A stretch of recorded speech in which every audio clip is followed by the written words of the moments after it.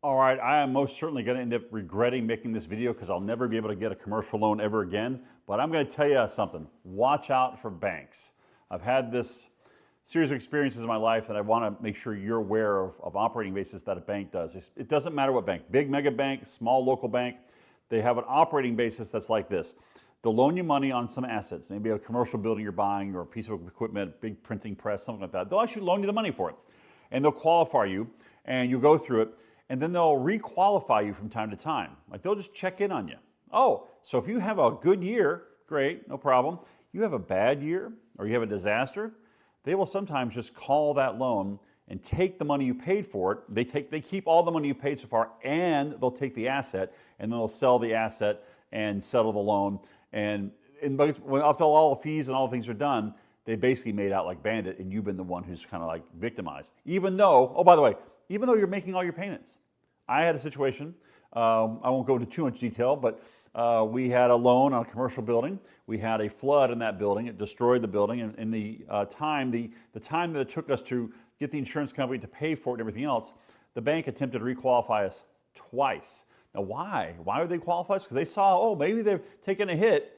And even though we're making our payments, we have plenty of money to make all the payments. The business was still operational, but they requalified. And I realized, wow, if we fail this qualification and they can find a justification to take the property back, they'll have gotten well paid, very well paid, and then they'll own the property and they'll get the insurance company to refix it all for them and they'll be able to sell the property for a pretty penny.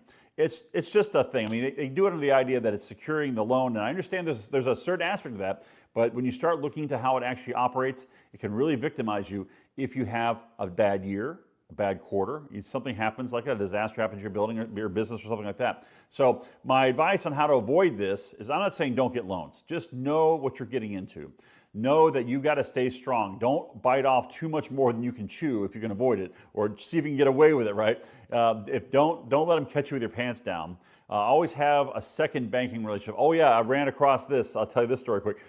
Someone who was doing a lot of business with a bank, and they cut off her merchant account ability, right? And then a month and a half later, after they destroyed her ability to take income, the other side came and says, "Oh, we heard you're having business problems. We're going to call your loan in." Ha! What? It was a 1-2 punch. So I recommend you have multiple relationships with multiple banks, so that if one kind of gets where it's going to screw you over, you've got other options, and maintain these relationships. Don't put all, like we worked with one big giant mega bank, we had all our accounts with you, all our personal accounts with you, all your other stuff. Yeah, if you do that, you could get screwed. Spread your banking business out to a bunch of different folks, right? As many as you can afford, like have different relationships, and your merchant account here and a second merchant account over there, and your savings over here and your investment fund over there, and your loan with one bank over here and your loan to your house over there. Spread it around a little bit. That way no one bank can hose you.